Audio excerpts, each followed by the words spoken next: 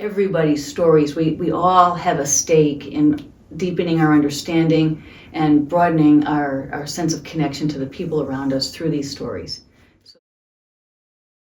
Hello, my name is Ed Edelson, and I'm here with my good friend Sandy Carlson because we wanted to tell you about an important roundtable discussion that's coming up here in the Heritage Village area, March 21st, correct? Correct. So, Sandy, why don't you kind of tell us about how you came up with this idea of a roundtable and what the topic is? Well, I was inspired by the commemorative event that you organized, commemorating the 87th anniversary when Southbury said no to the Nazis. And one of the questions you posed during that event was, what do we do to bring this conversation forward in the public? And I just let the question simmer on the back burner, and then it dawned on me, hang on, I know you. I know the authors of the book, The American Way. I know a woman who's done genealogical research and written about her experiences of finding her ancestors who suffered during the Holocaust.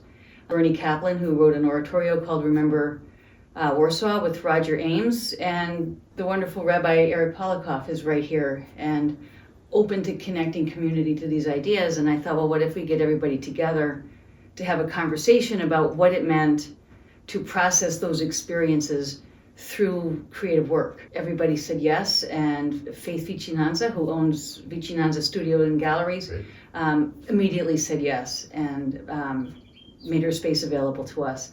So we went from there, and then AM Coffee in town is providing coffee for us as well. So that's more support. Another reason to come. That's right. But I think you left out one of the most important people on the roundtable is yourself. You'll be part of the roundtable.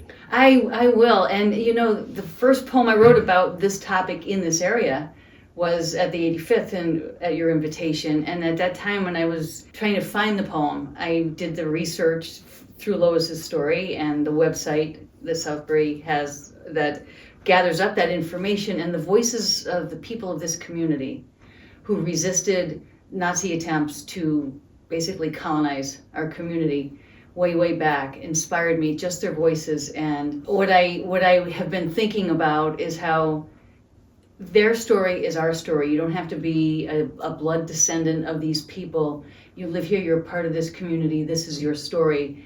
Add your voice to it and keep the conversation going in the present and into the future, because the issues that arose 87 years ago have not gone away. They've changed shape, they might have changed form, but those patterns of behavior that threaten the well-being of certain groups within our community have not gone away. And the way we break down those challenges and bring people together is through conversation, through discourse, and through the arts. So this is the starting point. Has this topic been with you for a long time, or is it recent that you've sort of come to visit this particular topic? I think the different pieces have constellated themselves of late. And, you know, as a child, I had my mom's copy of the Diary of Anne Frank, and I read that as a child and was horrified. And I read Night when I was young. And those stories stayed with me. But other stories stayed with me. I had great uncles all who fought in different theaters of World War II. Mm-hmm. And I grew up a middle-class kid, and my dad and the men in our world all did 4 years of service. And this idea that you make yourself available to your country and you do right by it impressed me very deeply.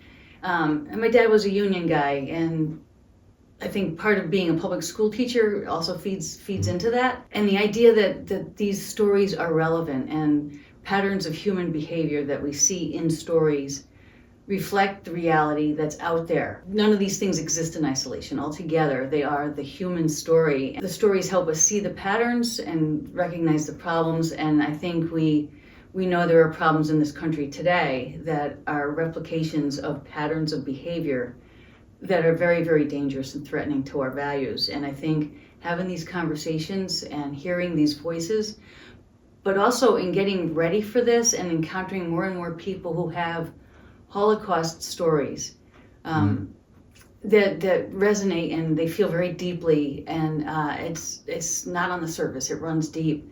It's amazing for me to think about how that story is part of the warp and weft of the fabric of our society. It isn't just that group over there, those Jewish people. These are everybody's stories. We all have a stake in deepening our understanding and broadening our sense of connection to the people around us through these stories. So, okay. Nuts and bolts. Sure thing. So it'll be at Vicinanza Studios in Gallery, which is in Heritage Village, from 2 to 4 on March 21st. There's no need to register. There's no fee involved. And we welcome people who want to be a part of that conversation. We will be live streaming. And what we hope also to do is to make a form available so if people want to share their contact information to be a part of future conversations on this topic, that we can continue the conversation. In your mind, do you have something you hope people take away with it? Yeah, I think the conversation will make real the experiences that are so devastating, and think differently about what's happening in our world right now and how they react to that, and to see people as people, and just knowing who's at this round table and the quality of experiences and the range of things these people have done in their lives, to put the real faces of really compassionate, wonderful, thoughtful people on what can become labels or types in our everyday thinking. You know, there are just so many words on a page, but flesh and blood, human beings. To see those people and to come away from it with a sense of there's more to know, there's more to learn, and to be fascinated and look for more. Do you think there's a possibility this could become a periodic event? I'm really hoping so, and I'm hoping to talk with some of the folks involved with the roundtable on the best way to make that happen. Well, I hope everybody will consider setting aside some time on March 21st, 2 to 4 p.m. Participate in this roundtable by being there at Face Gallery in Heritage Village. Thank you for listening, and thank you, Sandy, for your time. Thanks, and Ed. your leadership in putting this together. Thank you, Ed.